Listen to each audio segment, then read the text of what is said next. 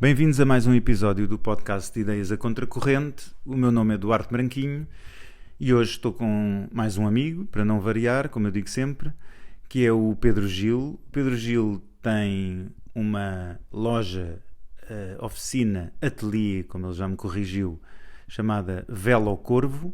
Como o nome indica, tem bicicletas em Lisboa, daí o Corvo.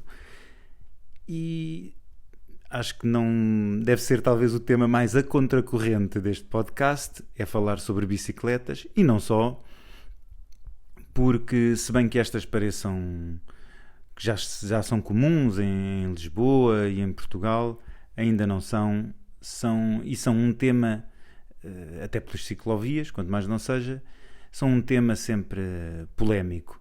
Por isso, bem-vindo, Pedro, a este podcast. Pedia-te que te apresentasse e que apresentasse a Velo Corvo, obviamente. Olá, Duarte, obrigado. Sou o Pedro Gil e, como disseste, tenho a minha loja, Velo Corvo. Já vai fazer 9 anos. Passou no instante. Quando eu decidi iniciar a Velo Corvo, sabia perfeitamente que não ia ficar rico, porque Portugal... temos aquela ideia de que quando vamos lá para fora é maravilhoso, toda a gente anda de bicicleta, mas depois chegamos a Lisboa, cá não dava, lá fora dá, mas cá é tudo impossível. Bem, eu lembro-me de Lisboa, quando ainda estudava, já há muitos anos, não vou dizer que era o único a andar de bicicleta, mas sempre que saía para andar de bicicleta, se encontrasse alguém a andar de bicicleta na rua, eu conhecia essa pessoa. Hoje em dia a cidade mudou, felizmente, e sai à rua e já não conheço ninguém que anda de bicicleta, porque há imensa gente a andar de bicicleta, o que prova que Lisboa pode mudar, como os portugueses também podem mudar e a mentalidade também pode mudar. O tema da bicicleta vai muito para além da bicicleta.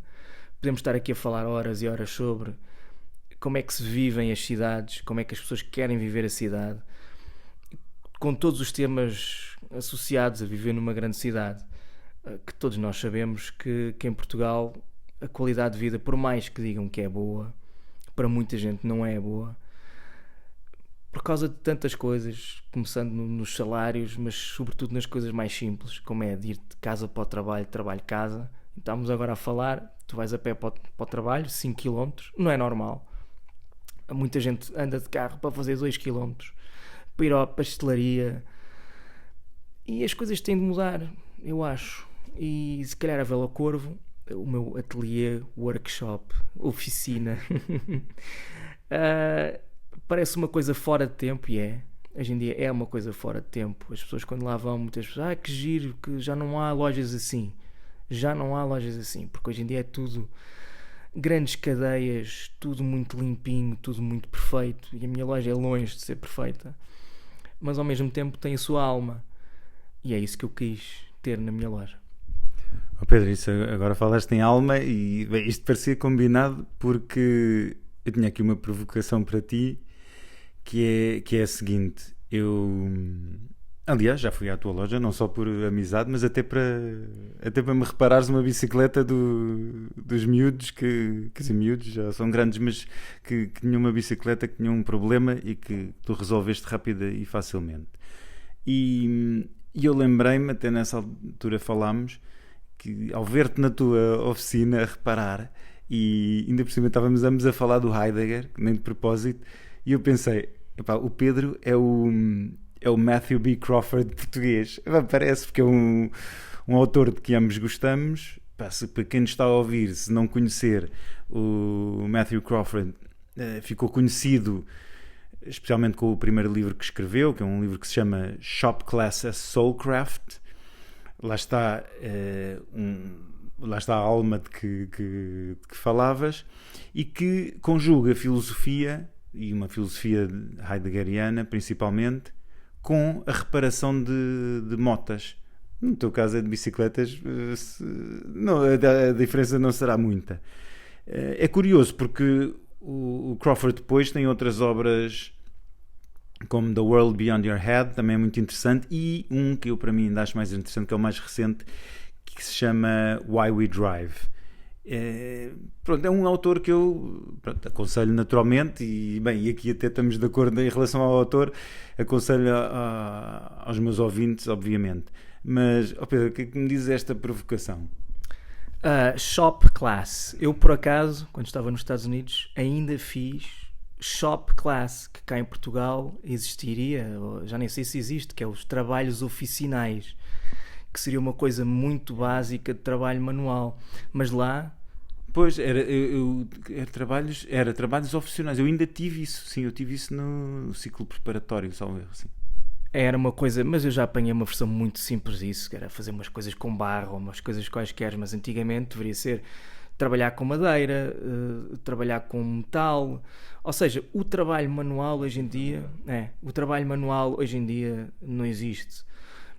A juventude de hoje estava ontem a ver médias 19, não sei quantos para entrar para a universidade. Sim senhora, tudo muito bem, temos que ler, temos que escrever, temos que saber fazer contas, isso é tudo muito importante, mas acho que também saber trabalhar com as mãos, fazer qualquer coisa, que é o que o Matthew Crawford fala, é trazer algo que já não existia. No fundo a moto existia, era um objeto, mas estava morto, e ele traz vida, ele dá o ser a uma moto, como eu dou ser, por exemplo, às bicicletas que um amigo meu encontra em França, compra aquilo por meses de trocos, está lá trancado há não sei quantos anos e as bicicletas voltam a andar.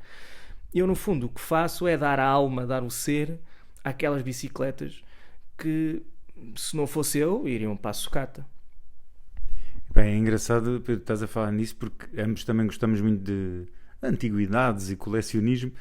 E estava a lembrar-me que recentemente regressei ao Museu Militar de Genebra, que é um museu até pouco conhecido, mas muito interessante, e tirei algumas fotografias tem uns manequins com fardas e com equipamento militar, naturalmente, e bicicletas militares. Eu mostrei-te e tu identificaste logo. Mas conta-me lá, tu tens recuperado bicicletas antigas e pelo menos há mercado e interesse nisso em Portugal, mesmo que seja pouco.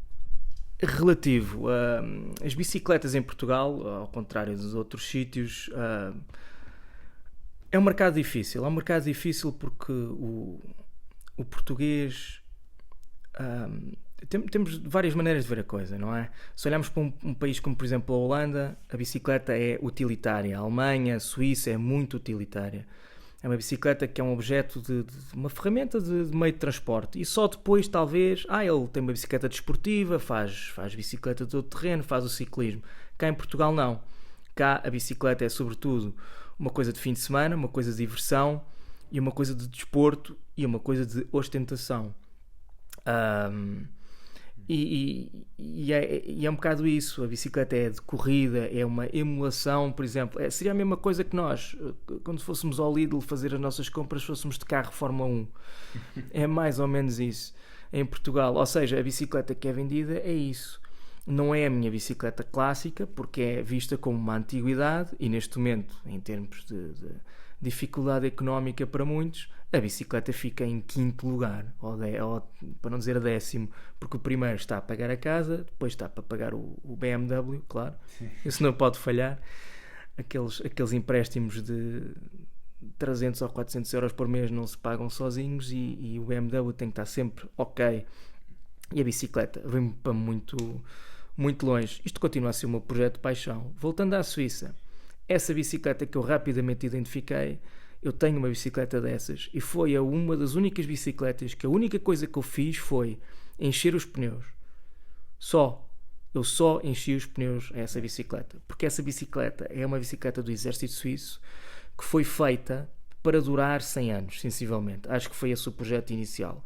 E a bicicleta, de facto, é muito, muito bem feita. É um relógio suíço, mas em bicicleta.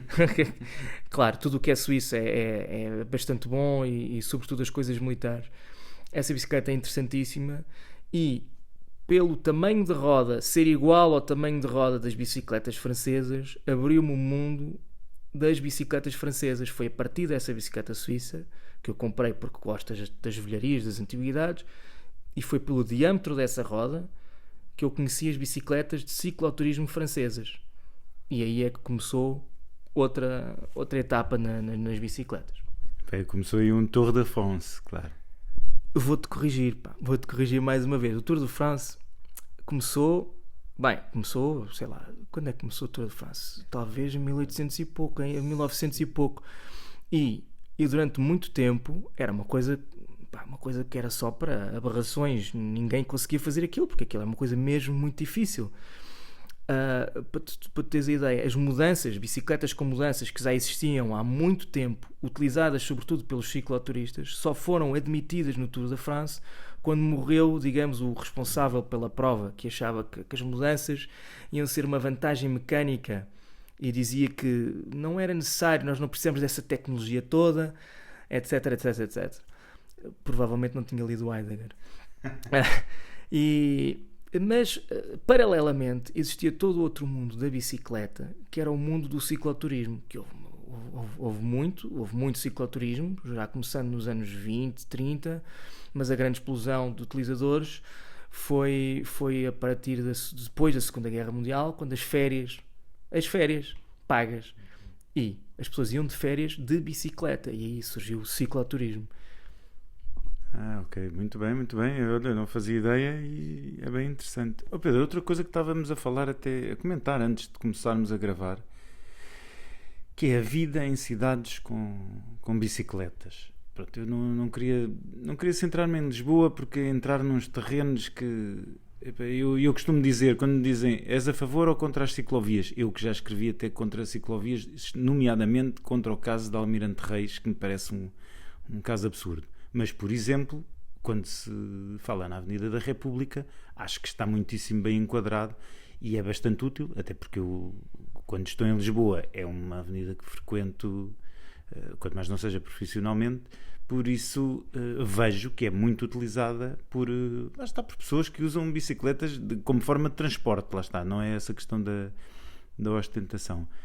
Mas queria trazer aqui um exemplo de uma cidade, não é Amsterdão, que está a pensar nisso, mas podia ser, mas não é. É uma cidade que eu gosto muito na Alemanha, que é Münster, onde comecei a notar uma série de... É uma cidade, agora não tanto, mas houve um período da vida onde ia lá muitas vezes, e é uma cidade que gosto muito, muito bonita, uma cidade, aliás, que foi completamente reconstruída à Segunda Guerra Mundial, porque foi totalmente bombardeada, e tem uma particularidade, é que Münster é uma cidade de estudantes, principalmente, e tem bicicletas num número inacreditável. Eu salvo erro, é das que mais bicicletas tem na Europa, não sei se na Alemanha não é a que tem mais. E de repente eu comecei a notar uma série de problemas associados às bicicletas, particularmente administrativos, como por exemplo... parques para bicicletas. Quando nós pensamos nisto, bem, eu estou habituado aos parques na Suíça, não é? Aqueles parques, por exemplo, de 2 andares, junto às estações de comboio. Como tu dizes, na Suíça as bicicletas são muito, muito comuns e são, lá está, uma ferramenta, um meio de transporte comum. Mas além disso, era o problema dos parques, o problema que também há em Amsterdão, mas em Münster também há, que é das bicicletas abandonadas. Quer dizer, quanto tempo é que uma bicicleta pode estar acorrentada a um poste, por exemplo, numa cidade que tem dezenas de milhares de bicicletas? Isto torna-se um problema gravíssimo. Quando a bicicleta cai a um canal, é preciso serem pescadas, e são regularmente, e quanto tempo é que se guarda? O que é que se fazem?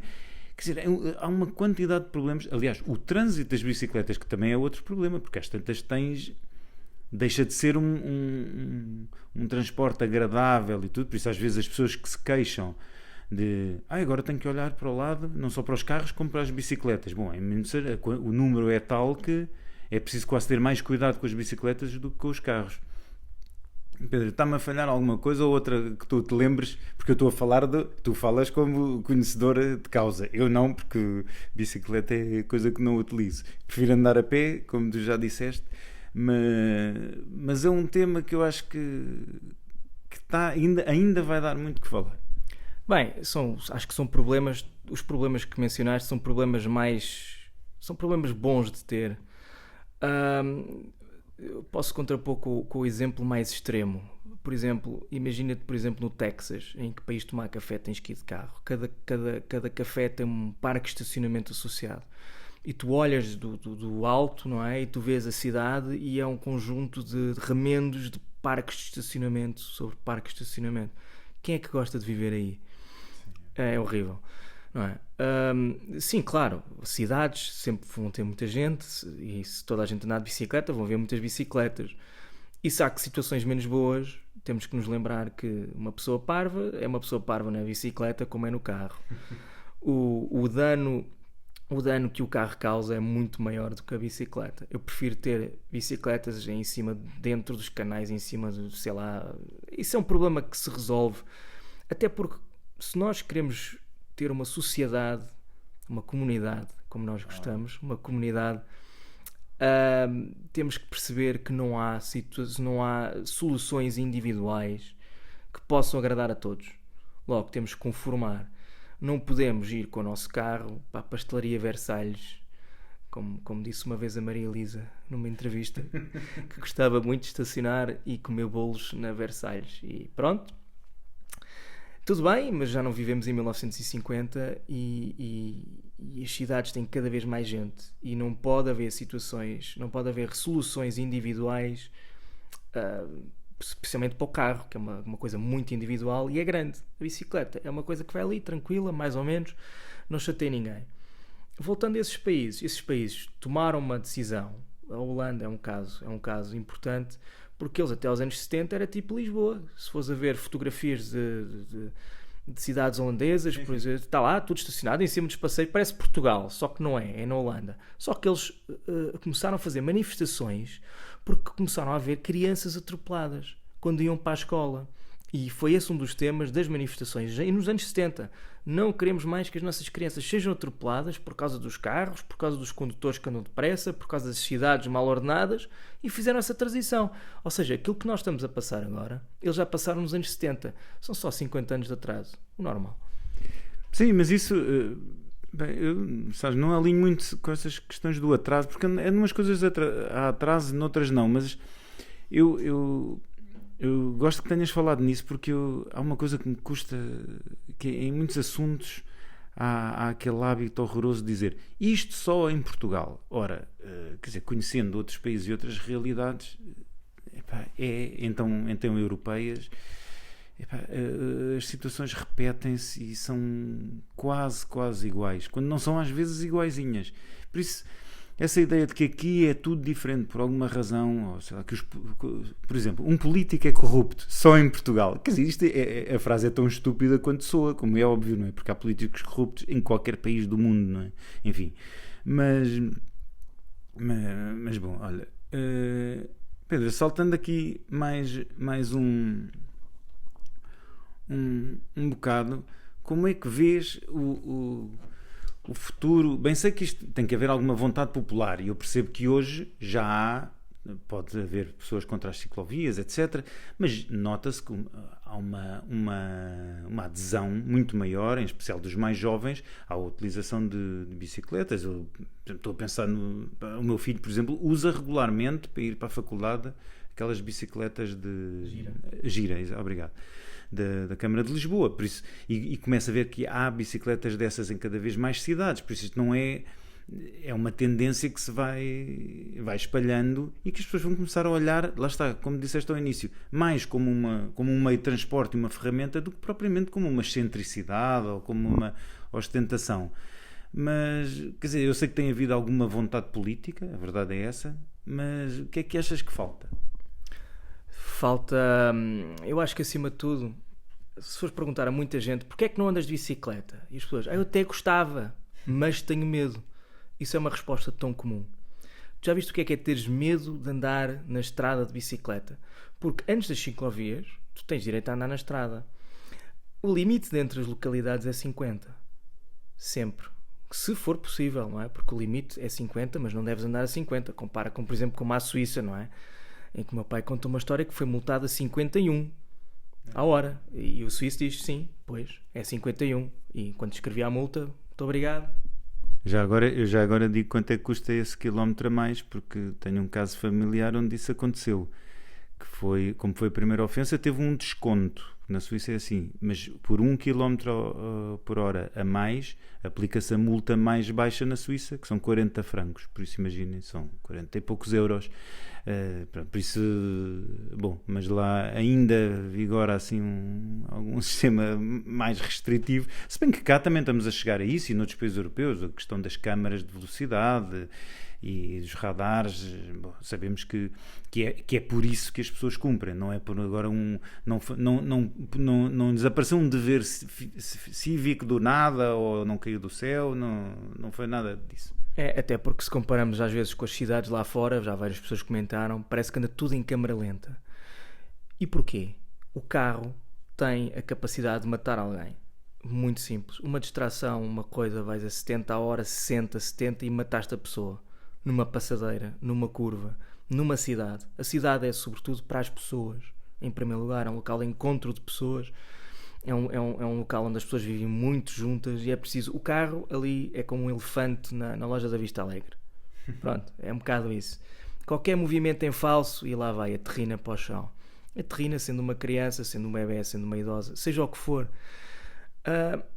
E a questão das multas, pá, cá em Portugal é sempre aquela coisa do deixar andar olha, vemos muito agora os imigrantes que, coitados, está bem, estão lá fora, estão coitadinhos, estão cheios de saudades, toda a gente entende isso. O que não entendemos é porque é que tem que andar tão depressa quando durante o ano todo, quando vem da Suíça, por exemplo, não andam nem um segundo, nem 1 milímetro a mais, está tudo ali, tudo certinho. Chegam a Portugal, parece que é toda a liberdade. Mas a liberdade deles pode matar alguém. E já aconteceu matar alguém. E vale a pena para chegar o quê? 5 minutos de mais depressa para comer uma bola de Berlim? Não vale a pena. E aí é que começa o problema. É a segurança que temos nas nossas ruas. Qualquer um que faça este exemplo, sair à rua e ver quantos carros passam a uma velocidade completamente que não faz sentido naquela rua. Para quê? Para quê aquela pressa toda? E se as ruas forem mais seguras, se calhar até nem são precisas tantas ciclovias. É essa a questão. Essa de que falaste da velocidade tem graça, porque eu tantas vezes vejo, quando vou à Alemanha de carro, e os suíços mal passam a fronteira, especialmente na Alemanha, aceleram logo. E mesmo em França, porque em França nas autoestradas e na Áustria a velocidade máxima é 130, pronto, e há logo aquela ideia de que aqui podemos andar mais, vamos andar mais. Pronto, há aí alguma compreensão, mas bom. Pedro, já estamos aqui a aproximar-nos do fim e, como tu bem sabes, que és um ouvinte deste podcast, que eu sei, sabes que no fim eu pergunto sempre que livro, filme leste recentemente, ou estás a pensar ler, ou que queres aconselhar, estás à vontade, conta. Bem, para quem gosta de bicicletas, há um tipo que é muito sui generis, que é o Grant Peterson, das bicicletas Rivendell, que só nos Estados Unidos é que poderia haver tal coisa. Ele escreveu um livro muito interessante que se chama Just Ride, que é basicamente retirar todas as complicações. E ele, atenção, que ele vende bicicletas bastante interessantes, muito, muito ao género dele, mas é uma espécie de voltar às raízes da bicicleta e porque é que as bicicletas nos fazem felizes. É um livro interessante. Outro livro importante, mais relacionado com a tecnologia, para além do Matthew B. Crawford, que temos aqui em cima da mesa, talvez o Jacques Ellul, que é um livro de, sei lá, é uma pequena lista telefónica na edição que eu tenho, e aquilo tem que ser lido aos bocadinhos. Não é um livro sobre a tecnologia, é sobre a técnica que domina tudo isto, desde o microfone que o Duarte tem na mão, ou porque é que nós vamos comer ao Colombo, porque é que tudo isto está interligado e não somos nós que o controlamos. A técnica já fugiu das nossas mãos, e isto é um grande bicho que temos nas nossas costas, não é? E é um livro muito interessante. E para lhe fazer companhia, talvez o nosso Heidegger e a questão da essência da tecnologia. Pedro, olha que eu até estava com medo, porque eu estava a ver que em vez do Heidegger saía o manifesto do Unabomber a seguir ao Jacques Ellul. Por acaso tens de ouvir um podcast interessante que é precisamente contra o Theodore Kaczynski, que comparado com o Jacques Ellul é... Sim, é um sucedâneo e com muitas... Bem, eu não sei se é esse, eu ouvi um recentemente e até falei num dos episódios anteriores, talvez seja este, porque tem algumas críticas ao Kaczynski que eu gostei especialmente. Eu gostei mais da parte de crítica porque, como bem sabes, a santificação de autores, para mim, põe-me logo de pé atrás. E nesse caso, ainda que haja algumas coisas acertadas, aliás, como os bons leitores do manifesto viram logo, quer dizer, que há uma colagem quase direta do Jacques Ellul, por isso, com depois outras referências da época, mas quer dizer, a base é essa, por isso a novidade estava mais na ação e não só, e no secretismo principalmente, não é? Porque ser bombista, caramba, isso já houve muitos na história, mas aquele secretismo e toda a investigação que demorou e todo o mistério, isso sim é que contribuiu para a sua fama. E sobretudo o facto de ele ter fabricado uma peça, por exemplo, como um interruptor. Ele fabricou interruptores que podes simplesmente comprar por 30 cêntimos. Ele fabricou um interruptor à mão. E tu pensas, quer dizer, não é? É um bombista, mas um bombista feito à mão, quer dizer, fez as bombas literalmente à mão. Pois. E isso é que nos atrai, vamos usar aqui a palavra com muito cuidado, atrai o facto de ele viver numa cabana na montanha, aquele ideal romântico, o tipo que desistiu de tudo, era um tipo brilhante, que podia ir à lua e não foi, e não sei o quê, e era um matemático fenomenal, mas ao mesmo tempo escreve um manifesto tão fraquinho.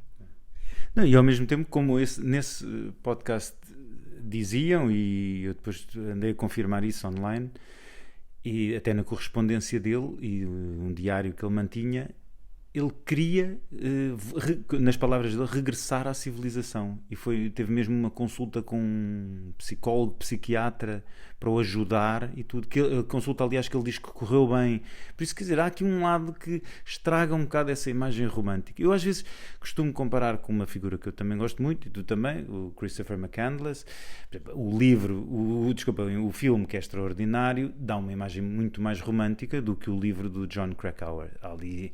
Há certas passagens e que já de si é romântico, mas há certos momentos em que se percebe que há de facto algum problema com ele e certas decisões que são tudo, algumas até são, quer dizer, eu não queria dizer estúpidas, queria dizer pelo menos inconscientes, se não ingênuas, mas há ali certas coisas. Bom, agora passo aqui às minhas sugestões. Já agora, nos livros estou a ler uma banda desenhada de um autor que eu gosto especialmente, que é um desenhador, que é o Jacques Terpin, que tem uma larga obra. Eu cheguei ao Terpin por causa da passagem à banda desenhada da obra do Jean Raspail, nomeadamente dos Sete Cavaleiros e dos Reinos de Bóreas.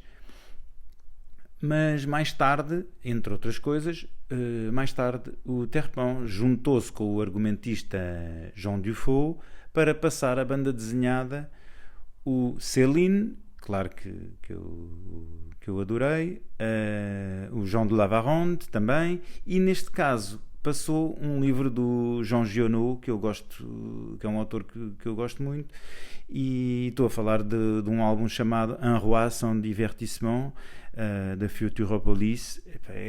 Os desenhos são formidáveis do Terpin, se não conhecem, e o argumento está muito bem feito e está de facto é de facto de aconselhar. No cinema vi um filme que estreou recentemente. Olha, falámos na Suíça, e é um filme suíço. Aliás, aquilo é uma coprodução francesa, belga, helvética, mas o filme é filmado na Suíça. Chama-se A Linha, é um filme da Ursula Mayer, e não vou revelar aqui a história, mas o filme começa com a agressão de uma filha à mãe perante as duas irmãs. A mãe, que é uma famosa pianista, e na sequência disso há uma interdição judicial que diz que a filha não pode aproximar-se a 100 metros, tem que manter uma distância de 100 metros da mãe. Ora, uma das irmãs vai pintar uma linha à volta da casa para manter essa distância. E depois toda esta família disfuncional, que nós vamos descobrindo, claro, não é? O filme vai descobrindo estas disfuncionalidades todas, tem e ainda por cima marcadas pela violência, atenção, tem uma particularidade, é que tudo isto se passa num mundo centrado em mulheres. Ou seja, há uma mãe, há 3 filhas, uma das filhas está grávida e que terá também gêmeas, mais 2 meninas, e entretanto é claro que há personagens masculinos, mas que são totalmente secundários. E há um lado engraçado, eu sei que haverá algum ouvinte que vai dizer, lá está o poder do feminismo, etc. Sim, mas, digo eu agora, sim, mas, eu que também sou crítico disso, porque neste caso, lá está, não há a masculinidade tóxica, tão, agora que parece que é obrigatório em qualquer filme, em qualquer coisa. Não, o que há de facto disfuncionalidade, há violência, mas há também amor, como não podia deixar de ser, e há principalmente a música, que é aquilo que liga toda a família, e isso é muito bonito. Num mundo, neste caso, centrado em mulheres. É um filme curioso, não digo que seja um filme extraordinário, que eu gostei especialmente, e tem uma coisa, é filmado num ambiente suíço que eu acho que, pronto, eu conheço melhor que outras pessoas, naturalmente, não é? Porque passo lá metade da minha vida, mas é interessante que eu passo numa pequena terra suíça, e eu sei que para muitas pessoas que não conhecem a Suíça ou que foram lá uma vez ou outra em turismo, associam sempre a Suíça ao luxo, aos relógios, às montanhas para fazer ski. Sim, mas a Suíça é muito mais do que isso, e obviamente há pessoas que têm vidas humildes, há pessoas que têm vidas difíceis, e tudo isso. É um filme principalmente muito humano, e onde a música desempenha um papel extraordinário. O que eu gostei, foi uma boa surpresa. Pedro, já estamos no final. Peço-te, se quiseres acrescentar alguma coisa, despedir-te ou mais alguma coisa, se não despeço-me já. Não, para terminar é fácil. Se calhar pensar há quanto tempo é que não andam de bicicleta, e se calhar experimentar outra vez. Por que não? Muito bem, grande desafio, exatamente. Eu deixo o mesmo desafio, mas de andarem a pé. Pensem, porque é que não vou a pé hoje para o trabalho? É claro que muitos dir-me-ão, sim, porque é muito longe, porque não tenho tempo. As coisas conseguem conjugar-se, e nem que seja uma vez, para experimentar. Uma vez por semana, podem experimentar uma vez por semana, uma vez por mês, é melhor do que 0. Ora bem, há sempre um compromisso. Ora, Pedro, muito obrigado. Foi mais um episódio do Ideias a Contracorrente. O meu nome é Eduardo Branquinho. Tenho que fazer sempre este pedido da autopublicidade. Não se esqueçam de subscrever o canal YouTube Ideias a Contracorrente, ou no Spotify. Da última vez esqueci-me de dizer isto e alguém me chamou a atenção. Numa ou noutra plataforma está disponível. Por isso, até ao próximo episódio.